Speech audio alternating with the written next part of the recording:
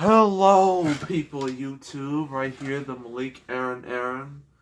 And this is going to be going up ridiculously late, so my apologies about that. Had to do a lot of stuff today, but yeah. So, anywho, it's going to be two things in this video. And the first thing is It. I saw It last night at 7 p.m. It was very crowded, obviously. And it's expected to break the September record with ease. And now I see why. So It, you should all know what it is. It's based off of Stephen King's famous novel that I have not read because that thing is like 1,100 pages. I don't have time for that. So, yeah, but I do know the plot. It's basically you have these group of kids, and like they are all like terrorized by this clown known as Pennywise, right? And they have to band together and try to defeat Pennywise. That's the abridged plot. The most basic plot you're ever gonna get. And like the movie starts with with Georgie. You should all know that is if you've seen those trailers that racked up so many views. The one that say, "You'll float too." Like that. That's so unsettling. But yeah, in the beginning, you all know, if you've seen the trailer, you know the scene. Like he's like trying to do a paper boat, just run it down the stream, and then he hits his head, and I'm just like, that's a concussion. And then it goes to the sewer, and then he tries to get it, and then he sees Pennywise in the sewer, and like you just see like his eyes just glow, and it's just like, ugh. Pennywise is just very unsettling because I hate clowns, and you gotta deal with this guy. I'm like, no. Spoiler alert, if you haven't seen It, and if you haven't, what are you doing? Though I will do a disclaimer about It. It is R-rated. It's a hard R. These kids, they don't have PG-13 mouths. Like, they curse up storms. Like what real kids would do. Very believable. Like, that's how they would talk without, parents or teachers, any of them around them. That's how they would talk. Trust me, I've seen them myself. I know how it works. This is a spoiler. You should all know what happens to Georgie. He doesn't make it. And like Pennywise, he literally rips the kid's arm off. I'm just like, oh my gosh, right out the gate. We're not even like 10 minutes in. Let's go. Yeah, I was pretty shocked by that. I'm pretty shocked by a lot of stuff in this movie because it has the advantage of an R rating. And like there's some really there's some stuff that'll just make you go, wow, that was in the movie. Like the fat kid, the new kid, he gets ambushed by these bullies, and then one of the bullies, like, he takes his knife, like, pulls up, the fat kid's shirt, and starts carving his name, carves like an H. I'm just like, oh my gosh, dude, that's just horrible. Like this movie really holds nothing back. Like, that's what I like about it, because most horror movies are like, we gotta go for that PG-13 crowd. Nothing gory, no nothing. We have to play as safe as possible. No, this movie goes all the way with its violence. And its imagery and themes. And it works to its advantage. So, yeah, so what I think of the kid actors, all phenomenal. No doubt about that. Usually kid actors, I know it's terrible for me to roast kids in movies because they don't have enough experience.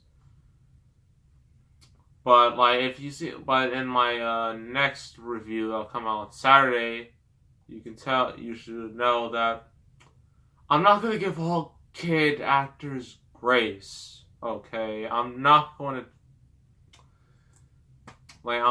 just be like, nah, you're a kid. I mean, you're fine. But like the next review after this, you'll see why that's not always the case. But anywho, all the kid actors are great. Pennywise was great. But it's not all about him. It's about the kids. And, like, all that. It reminded a lot of people of Stranger Things. I have not seen Stranger Things. Please don't dislike this video because of that. But mainly because I just don't have time. I mean, I might, if I have absolutely nothing to do, I might, because I know season 2 is coming up next month on Halloween. So I should probably prepare myself for that. So, Pennywise. Like, because of this movie, like, if I see a red balloon again, I'm just gonna probably walk the other way. Because you see red balloons all the time. I mean, that's part of the advertising. What's the red balloon? And whatnot. Yeah, so Pennywise, he's a creep. Yeah. I don't think I'm missing anything. So yeah, like, I know there were 2 Stephen King movies that came out this year. I mean, there was The Dark Tower and It. Obviously, I didn't see The Dark Tower because it was terrible and I just didn't care. This I cared a lot because it looked good from those trailers and I was very interested in it. And besides, there's nothing else coming out this week that's significant. And already it's like in this Thursday night preview, it made like 13.5 million. That's more than Deadpool, and that was Deadpool. Like, so this could destroy everything in its path at the box office. Like, it'll probably dominate for like 2 weeks before Kingspin and Lego Ninjago come out. Like that 1-2 punch. I mean, September's on fire. I mean, August was just horrible, with the exception of Annabelle Creation and Hitman's Bodyguard. Everything else was just horrible. In September, you have It, you have Mother, which I will see, you have Kingsman, the Golden Circle, you have Lego Ninjago. Like, those 4 are probably the movies I'm going to see the most. Well, I already seen 1, that's It. That's pretty obvious. But the other 3 I will see, so stay tuned for those. But yeah, It. I'm going to give It 9 out of 10. It's a phenomenal movie. You should definitely see it. Must warn you, some of the imagery, it could be very unsettling. Like, for kids, please don't bring your kids to see this movie, because just because there's kids and a clown does not mean it's happy time, fun time. No. It's the complete opposite, so please don't bring your kids to see this. So yeah, It, 9 out of 10, highly recommended. So now we get to the proper review, and that is, we're going back to Saw. We're well over a month away from Jigsaw coming out, which I will watch and review, obviously. And the one I'm doing, now, I've already done 3 and 5, so I'm going to do the one that came out in between. Obviously, 4. Saw 4. The one in red you see right here. I don't know if you can see it, but the one my finger's pointing to. Oh, wait. Right here. I think I was pointing to 6. So, Saw 4, as you expect, takes place immediately after 3. Like, literally, like, directly after. Actually, I don't know where exactly this timeline takes place, because it starts off, like, in the beginning of 3, you see Donnie Wahlberg's character. He escapes the little bathroom from Saw 2. And then he's like dragged away. You see him getting dragged away. And then like you're wondering what happened to him. Then you see like he was like taken care of by somebody, not sure who, because Jigsaw's dead. And I don't think it could have been. I don't think it wasn't Jigsaw or Amanda, because it might have been Amanda, but she died at the end of 3 as well as Jigsaw. But actually, that's not the beginning of the movie. The last part of it. The beginning is the autopsy of John Kramer. You get to see all the blood and gore and just organs and brain and stomach, and you'll probably throw up if you see it. But he did so. But what he did, like, he clearly has like some type of power, because he knew exactly what would happen, because he ate like he had a tape and he put like wax on it and swallowed it whole somehow, and then they see it in his stomach, just like, what is that? We need to call Mark Hoffman. So they bring him, and then he puts the tape into the recorder, and then he says like just because I'm dead doesn't mean it's over. No, it's only just begun. And after that, we get to our first opening trap. And you have 2 guys, like, connected to this, by their necks to, like, this contraption, this device. One has his eyes sewn. The other has his mouth sewn. So you probably know who's going to win. Because one can see how it works, the other can't. So he's at a complete disadvantage. And then the 2 fight. And obviously, the guy with his mouth sewn wins. I mean, why wouldn't he? And then, like, he just opens his mouth, and all his blood is coming out, obviously. It's just, And then you see Saw 4, and it's like, oh, well, now I know what to expect. And then the movie mainly is from the perspective of Officer Riggs from 3. And, like, he's trying to find his partner, Carrie, who was dead in the angel trap in 3. And, like, he goes to an unlock, like, just goes through, like, just a door, even though it could be rigged. He just goes right through it. But she's already dead, and he just feels guilty, and then just like, you should never go to a door like that. And then he's just like, he realized like he couldn't save Donnie Wahlberg, couldn't save Carrie. And then like his wife's like, you can't save everyone. And then he gets thrown into the game. And the typical game. Now he's like the person going through all these trials. And the first person he has to deal with is a hooker. And her hair is hooked. Oh, that was terrible. Her hair is like hooked to this contraption, and it just keeps going to gears, and it just goes back and back and back. And the more it goes back, it literally rips her scalp off her head. And so, but he has to like find a combination though to stop it and whatnot.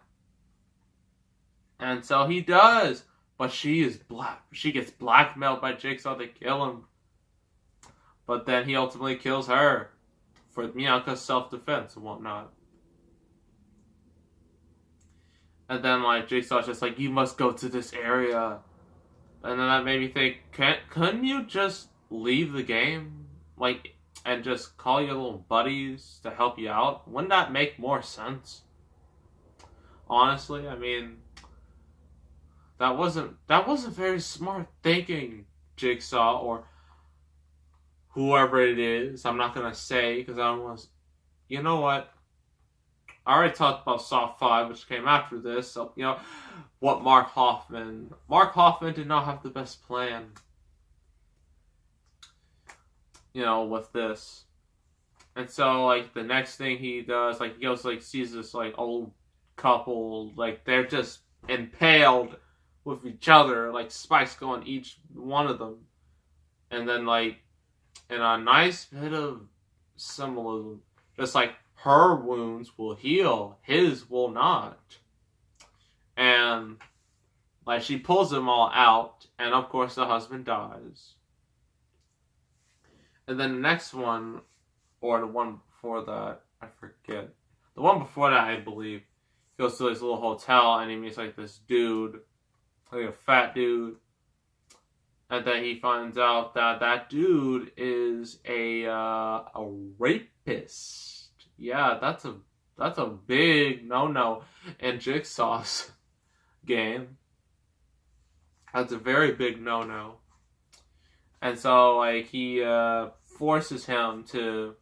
Well, Riggs forces the dude to, like, puts his hands and legs in these shackles. And then, like, put his head into the machine, like, because he has two options. Either these little, like, hook things, like, so levers, they'll either, you lose your eyes, or you lose all your limbs. And, like, he did one eye, but he was too late, and all his limbs just go flying all over the place in glorious fashion. Well, I'm sorry, I mean goriest fashion. That's a better way to say it. And so, he keeps going with the game, and then also this movie's about Jigsaw's origin for some strange reason. They could have saved that for 7, honestly, but I don't know, I guess I thought it'd be cool.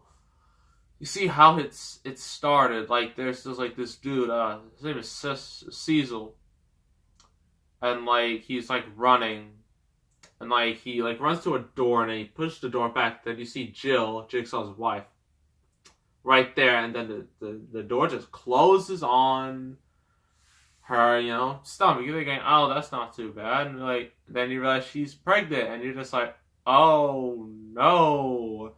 And then their baby dies. Yeah, so Jigsaw obviously wants revenge for the death of his unborn child. And so he goes to like this little Chinese festival. And he gets like a pig mask. Which I guess was his inspiration to all the pig masks you see in the movies. He kidnaps him, puts him in his trap, where like his arms are like just like things are going through his arms, and he's just bleeding all over the place.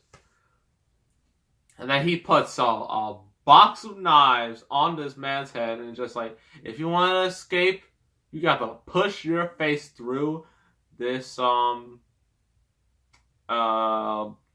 of knives. And he does, and like he's like, you just see him pushing, just in pain. I'm just like, oh my goodness, I cannot even imagine that. And then the whole contraption breaks. It just breaks through, and they're like, yay, he's free.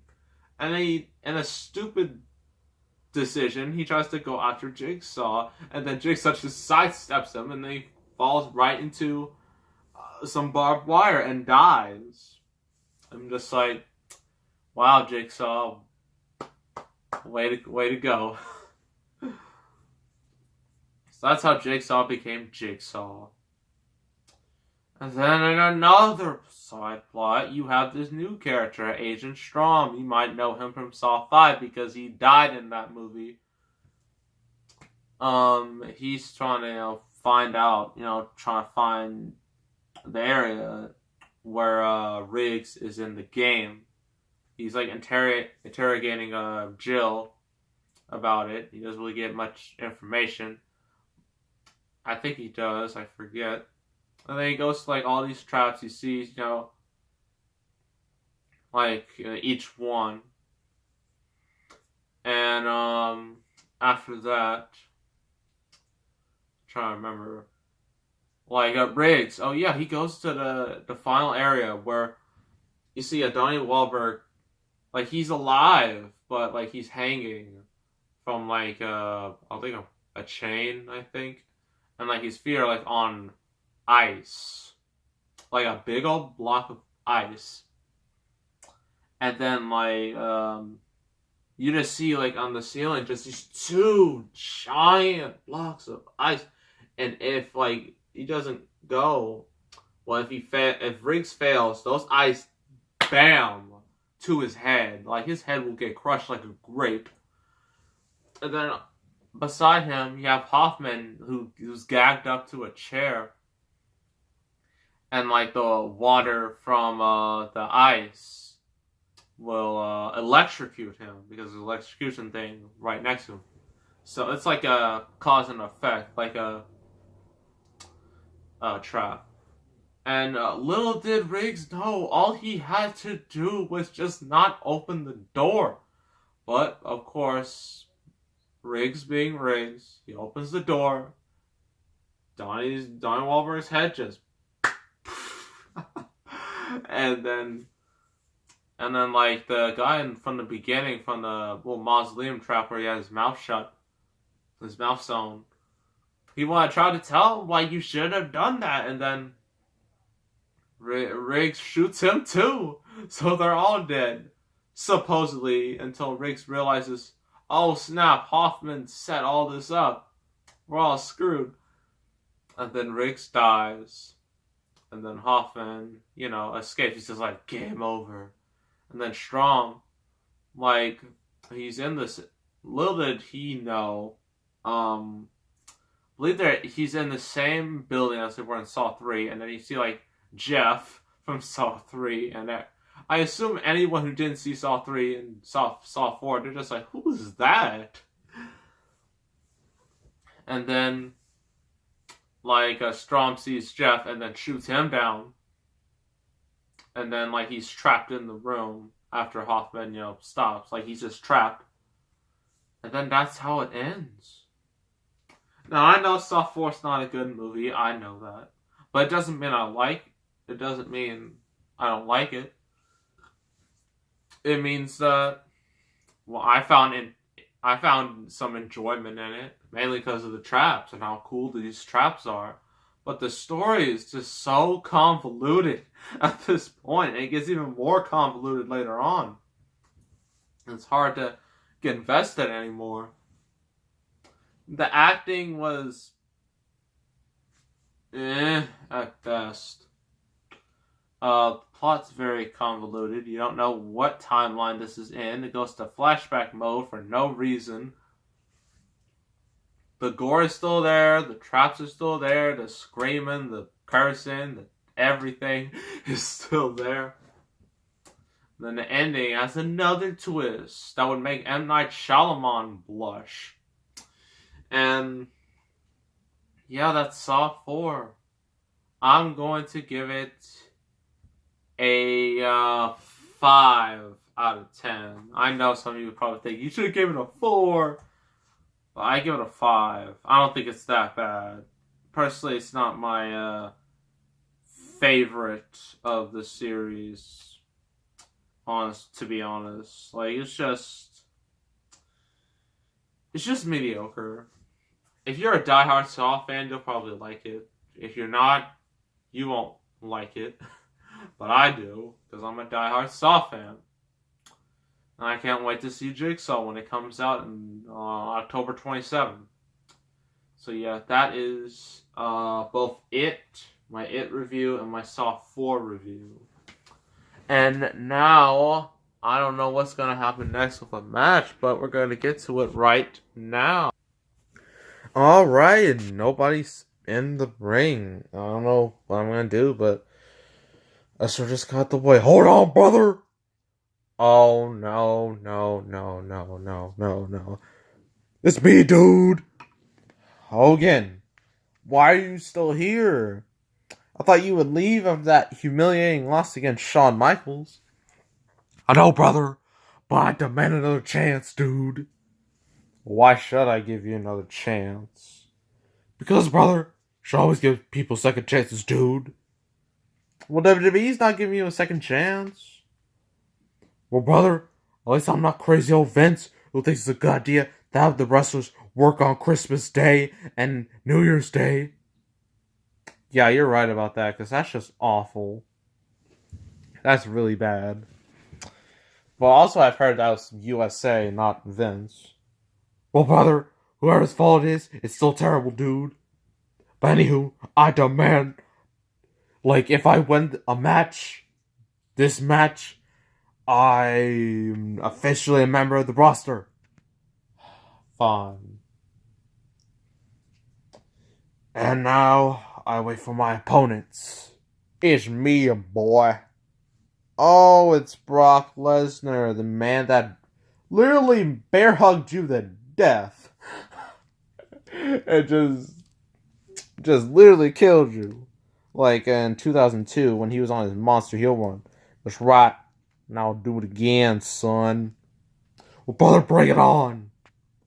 Hogan, are you sure you want to deal with this Brock Lesnar? This is new Brock Lesnar. This is the one that gives you suplexes all day and night. Who cares, dude? As long as I win, I'm all good, brother. Okay, ring a ding, ding, ding, ding, and it's on. Oh, Lesnar. Oh, wow. Just throwing Hogan around like a ragdoll. Oh. What's Lesnar doing now? Lesnar. Oh, my goodness. And you know what this means, folks? Suplex City. Oh, that's one. Oh, that's two. And now he's going to do an epic third one. Oh, that's three. Well, what's Brock Lesnar going to do now? Oh, shooting star press. But Hogan's having none of that. Oh. Brother, take this, dude. Oh, leg drop to the back of Lesnar's head. Now, brother. Hurrah. Brother. Oh. You gotta do the kick of the big boot, brother. Oh. Now, brother. One. Brother. Two. Brother. Three. Brother. I always like saying brother because, dude. Okay. One. Two. Oh, Lesnar kicked out. Brother, I thought I had that. Well, boy, you're gonna feel the pain. Boy. Oh, F5. It's got to be over now. Well, it's not gonna be. Oh, it's Samoa Joe. Joe's still bitter at losing at Great Balls of Fire like 2 months ago. Oh. Joe getting revenge on his real life loss against Lesnar. Oh, jeez. Right on that turnbuckle. That's vicious. Joe showing no mercy, even though he won't even be at No Mercy. What a waste. Oh. Besides, Samoan drop. What's he do? Oh, no. Come on, Joe. Pin it.